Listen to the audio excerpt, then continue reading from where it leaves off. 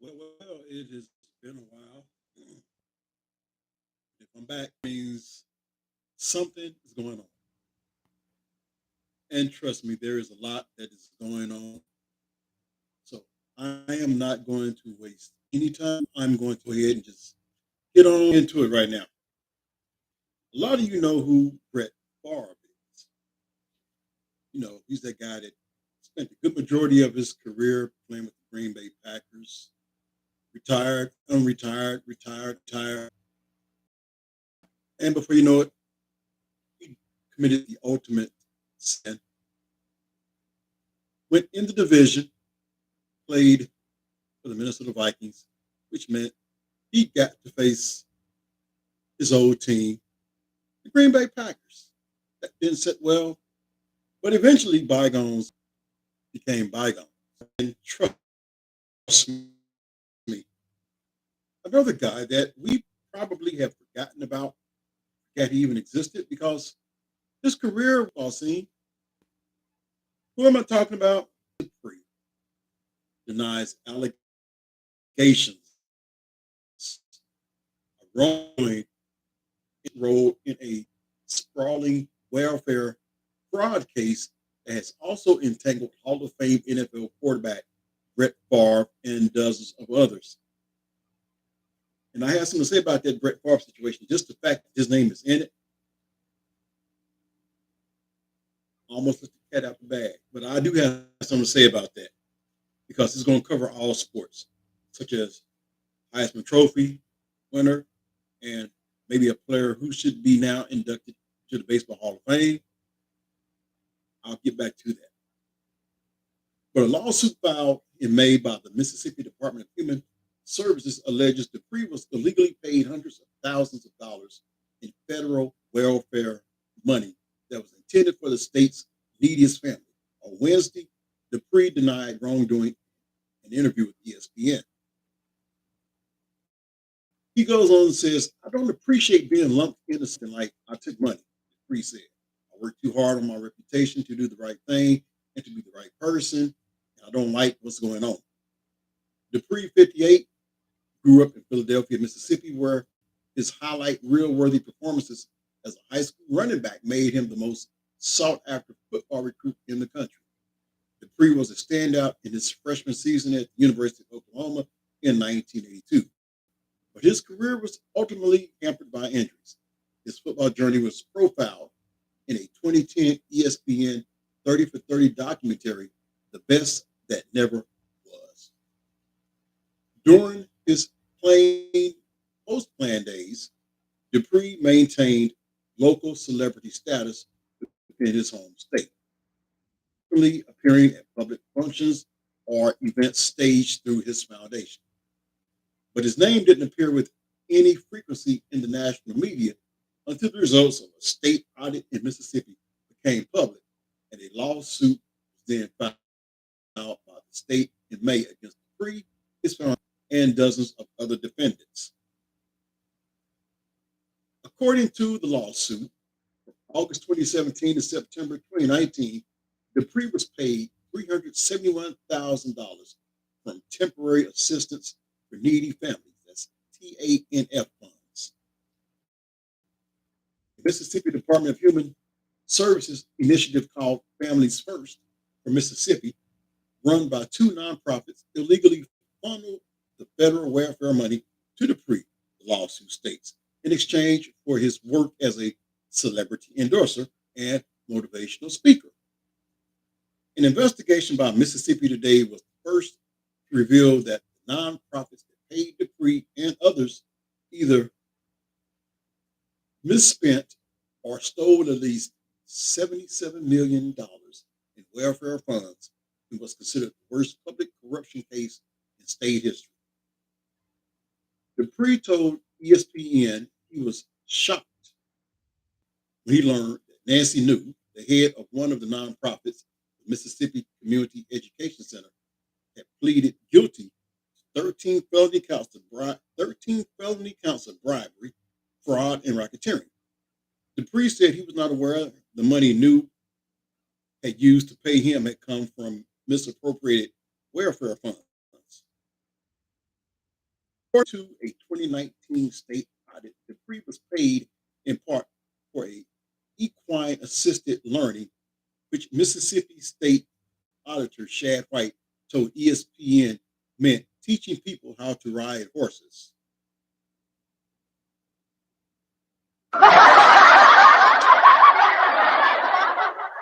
But Dupree insists he did mentor teens at his 15-acre horse farm in Flora, Mississippi. I mentored the kids through the horses by having responsibility, cleaning the stalls. And if you got good with that, I'll let you ride a horse.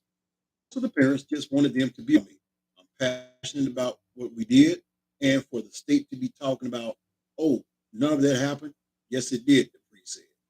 Dupree said he couldn't quantify how many times he mentored teens, but he's a liaison for Families First, traveling to Mississippi to speak in prison, and I did my job, Dupree said. Boys, he mentored at his stables in as well as photos from numerous horse farm and residents in Florida where Dupree lives for $855,000. Five-bedroom, 4,100 square foot home is valued at just over $1 million, according to the real estate website Zillow. According to an audit conducted by White's office, $171,000 in TANF money was used as the down payment toward Dupree's home and surrounding property. White told ESPN such purchases. He also noted that unreasonableness of using federal welfare money intended for job training and assistance for needy families to help purchase a five-bedroom home and a horse farm for a state contracted employee. The nonprofit that funneled money to Dupree went as far as to guarantee the residents through the bank with a 6-year lease from April 1st, 2018 through March 31st, 2024, according to the audit. The monthly lease payments for the property total $9,500, the audit states. Dupree says he has no intentions of paying the state back, as White's office has demanded. I have a lawyer, and I'm just waiting to see how it all pans out, Dupree said.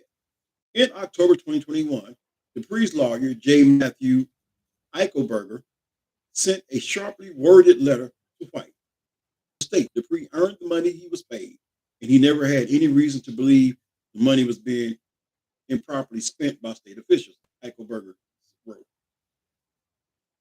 Today, 6 people pleaded guilty.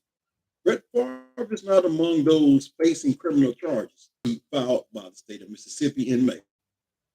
Text made the sport. Favre governor had going. I didn't even know about that. Nothing. I didn't even know about that. Nothing. I was shocked when I heard it. I can't wait until we go to court. I don't know who happens to be back in the news. So I said I had something to say about Brett Farve. And I do. Hall of Fame QB Favre's charity donated to University of Southern Mississippi. Former NFL by ESPN on Wednesday.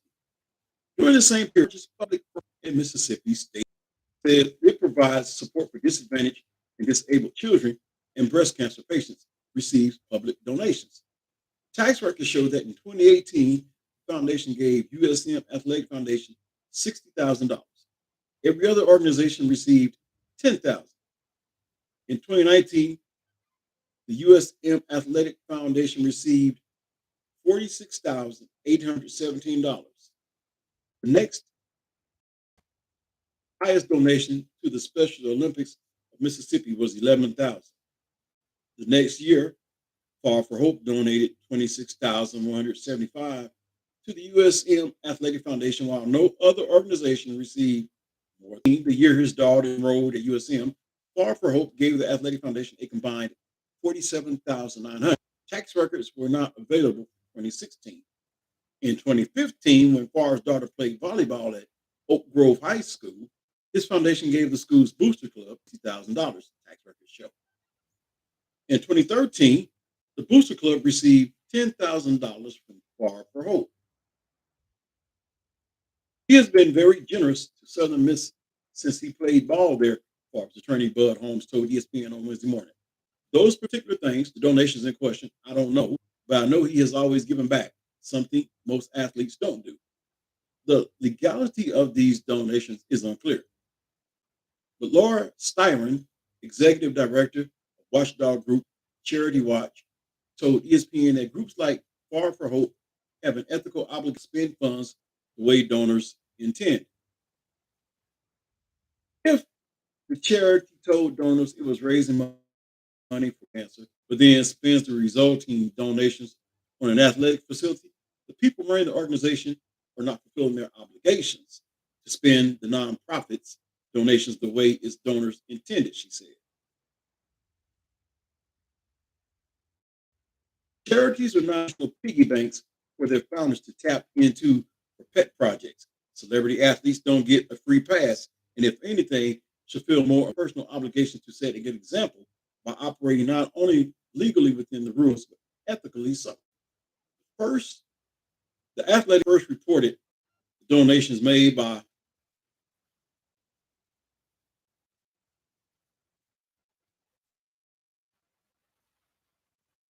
Favre's charity to the University of Southern Mississippi's athletic nation. Favre, a member of the Pro Football Hall of Fame, is involved in a sprawling investigation into Mississippi's welfare spending. He received 1.1 million in speaking fees for appearances he allegedly never made, according to a state auditor. He said he did not know where the funds came from and paid the money back, though the state is still seeking 228,000 in interest. Text messages show Favre was also involved in diverting at least 5 million in welfare funds to the volleyball stadium. Favre has not been criminally charged.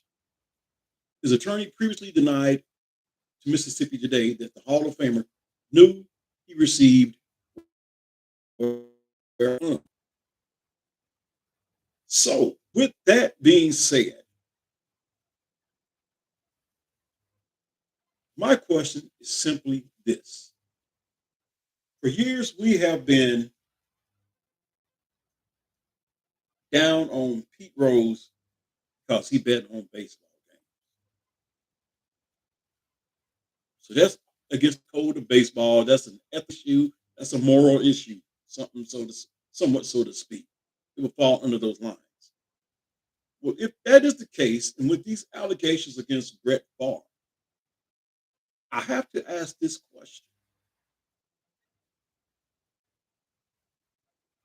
If it is found that Brett Farve is actually guilty, basically this is almost like embezzlement, if you ask me, or money laundering. You claim to be putting it in another organization, but you're channeling it somewhere else. That almost sounds borderline like, yeah, just call it like it is. Sounds like money laundering. So you heard the story about Marcus Dupree. So now we get on Brett Favre. So why do I bring up the name Pete Rose? Because my logic of thinking is this, simple as this.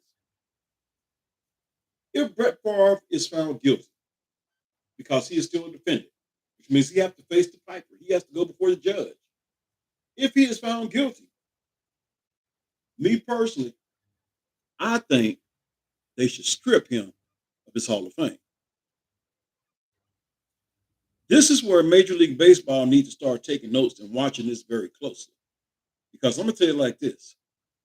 If they don't strip Brett Favre of his Hall of Fame, then Major League Baseball, you have to do your due diligence. Open up the Pete Rose case and enshrine him in the Hall of Fame. Plain and simple.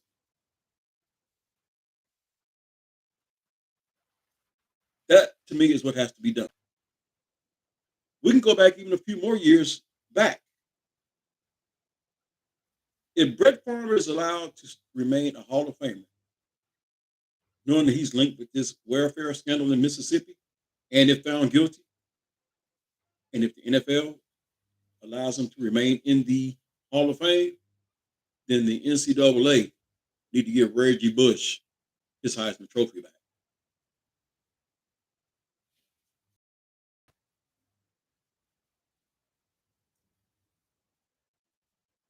You say that Pete Rose went against baseball morals and values and ethics. What is this that Brett Farve is doing?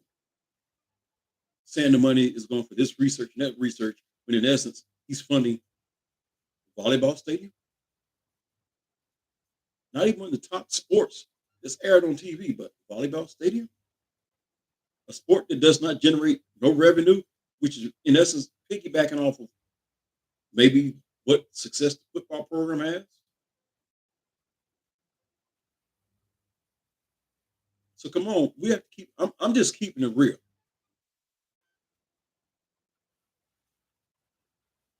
Pete Rose need to be in the Hall of Fame. Brett Favre is found guilty, and he remains in the Hall of Fame. If they strip him of his Hall of Fame, as I think they should do, if he's found guilty, then I have no problem with Pete Rose not being in the Hall of Fame. I have no problem with the NCAA not giving Reggie Bush back his Heisman Trophy. But under those guidelines, everybody in all sports need to be paying attention to this situation as it unfolds.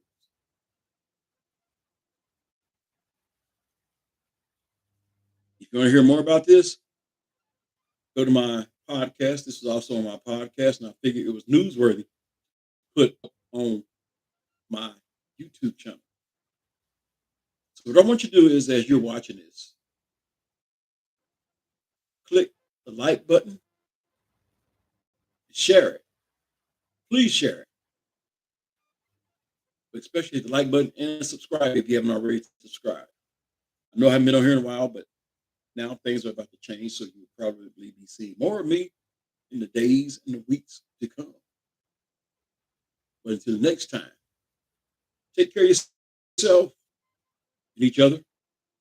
Have a blessed weekend.